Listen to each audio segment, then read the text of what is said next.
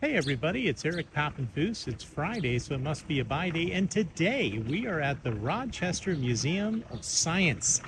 And as thousands of school children come from all over to see the exhibits, we are in search of one of the most famous 19th century collectors of fossils there ever was, and that's Henry A. Ward. Ward was from Rochester, and he really put Rochester on the map. But today, if you go in the museum, he is all but completely forgotten. I went in to see if they had any current exhibits at all related to Henry A. Ward and was told I'd have to come back and look in the archives because there was nothing current. Today's search is inspired by a book that just came into the sort room, an extraordinary book which was a catalog of fossil casts that Ward put together and sold out of his offices in Rochester in the 1860s. Let's get you to the title page so you can see. This is a fragile catalog, but it was published in Rochester in 1866. And Ward, in 1860, became professor of geology at the University of Rochester and was so successful in what he was doing that his classes were oversubscribed, but his real love was in collecting fossils and selling casts and doing taxidermy. And he quickly left the Rochester classroom to travel the world and to put Rochester on the map, so much so that by the end of the 19th century, the largest collection of museum specimens anywhere in the world was actually in Rochester, New York. It was a collection so large that it rivaled that of the Smithsonian's in Washington, D.C., and even Harvard University. And all of these specimens were for sale. And what's really interesting is that that he was basically responsible in part for fueling the museum movement of late Victoria America. Speaking of he was called the Napoleon of zoologists, in part because of his just unwavering quest to collect specimen. What's interesting about this catalog is that it not only shows what you can buy in Victorian America in the 1860s, but it also shows very clearly what it would cost you. The price of this wonderful piece with the helpful Victorian model depends on whether or not you want it with mountings, painted or not, but the full deluxe version would be $80. A pretty remarkable sum for the 1860s. Let me show you another great catalog specimen, and here is the Plesiosaurus, again with a helpful model. You could buy this from Ward's catalog, you could put it in your museum. That belongs in a museum. So do you. Entertain all your friends, and there it is, only for $150. Now these were modeled after specimens, some of which were in European museums, and some of which came from Ward's own travels in his own collection. Look, you can see this was actually in Ward's museum at the time, but you could get a plaster cast of that. Now, in addition to plaster casts, from Ward, you could order taxidermy, you could get geological specimens, you could get rocks, you could get all sorts of actual fossils and not just plaster casts, and it is pretty remarkable. Today, Ward Science is still in business right here in Rochester, but they too do not have any real connection to the founder. They supply material for homeschoolers. It all started back in the 1860s with Henry A. Ward. Well, unfortunately, we found no mention of Ward, despite the taxidermy inside the very front entrance of the museum today. But our next stop is going to be the University of Rochester, where I've read online that while cleaning out the basement of one of their buildings, they found some original specimens from Ward's Cabinet of Curiosities. Hey, so now we are at Hutchison Hall at the University of Rochester, and we've hit the mother lode with regard to Ward's specimen.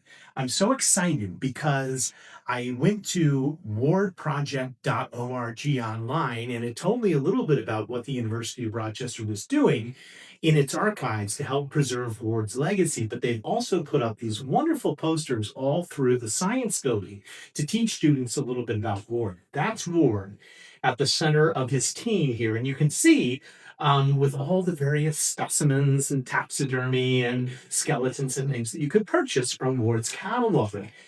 What's interesting is that Ward didn't last at the University of Rochester too long. As you can read on the plaque, Rochester bought out his original collection, and he wanted to spend so much time in the field collecting fossils that he stopped teaching. But the museum here at the University of Rochester was utilized by students all the way up until 1972. Then in 1972, it disappeared into obscurity and eventually has been brought back today as part of the Ward project. The university also has all the records associated with the company, including receipts and who purchased what and when they purchased it. Here is a great, another example of the team working with the specimen that you could purchase. And the highlight is that if you make it all the way down the hallway, you can go shopping on your own, or at least you can see what was available for purchase. Now, the specimens are collected all along the hallway in glass cases. This is what you would call a cabinet of curiosities in the Victorian age. And Ward would sell entire cases like this, glass cases, to museums that wanted to start up a collection. You could have a ready-made exhibit. So if you wanted a platypus, whether it is the skeleton or the actual taxidermy platypus, you could get one. These are examples of real specimen, not necessarily the casts. And if we go all the way down to the end of the hall, we're going to see some original plaster casts. Here's some amazing specimen here as well. Look at those. While we're walking, I want to tell one interesting anecdote. Ward's most famous taxidermied animal. Do you know what it was, Clara? You're filming. No. It was Jumbo P.T. Barnum's elephant. And it was the largest known African elephant at the time. It's why today we have the term jumbo. You ever ordered a jumbo drink or a jumbo jet? That's named after P.T. Barnum's elephant. Barnum brought Jumbo over from England, had him as part of his circus, and eventually Jumbo sadly was killed in a train accident because trains were the means of transportation at the day. And it was, in fact, Ward and his team that taxidermied Jumbo and sent Jumbo's taxidermy to Tufts College, where now the Tufts mascot is called Jumbos. Sadly, Jumbo's remains perished in a fire in the 1970s. So poor Ward, forgotten almost everywhere. These are examples of Ward's geological specimens. Remember, he started as a geologist, and you could purchase examples of all of these rocks here in the catalog. And these are actual ones from Rochester's collection that still remain here today. But let me show you the concept of the plasters down here at the end of the hallway. And then we're going to make one more stop just across the way at Ward's own grave. But here is a miniature plesiosaur. And these are examples of fossilized casts that you could purchase for your museum. I'm so glad the University of Rochester has done this again. Go to wardproject.org and you can even see further images of this amazing catalog. All right, so we're at our final stop. It's Mount Hope Cemetery in Rochester, New York. And here we are at the final resting place of Henry A. Ward. What's particularly interesting about this grave, and I haven't seen anything else even remotely like it in all the cemeteries we've been to, is that Ward picked out this specimen himself. This is jasper, Canadian jasper. It is a semi-precious stone. It's absolutely beautiful if you get up close to it, but he brought it back with Canada to crown his monument. If you look around and you pan around, Clara, you see that everything else is relatively traditional. But if we come back here to Henry Ward's, it's not. Now, the one thing which I'm surprised by is that originally there was something here. I don't know if it was an urn or maybe another geological specimen, but it is sadly gone and has been removed. But on the other side, well-wishers have left various mineral specimens. There's all sorts of rocks adorning the grave. We're going to end by telling you how Henry Ward sadly died. He liked to read books, and he often read books to distraction. And he was in Buffalo, New York in 1906 when he had a book that he was reading about the conflict between science and Christianity.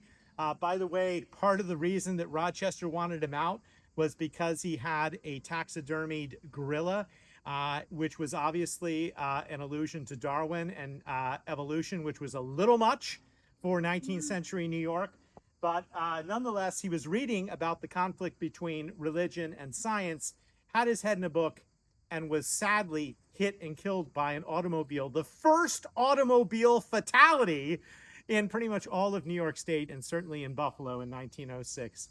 And that's a sad way, but nonetheless, he ended reading, which was appropriate. And we're going to end with a funny book, something which combines taxidermy and cemeteries, two of my favorite loves, as you know. We've had several other quality taxidermy books as funny books on Buy Day, but we've never had this book, Clara.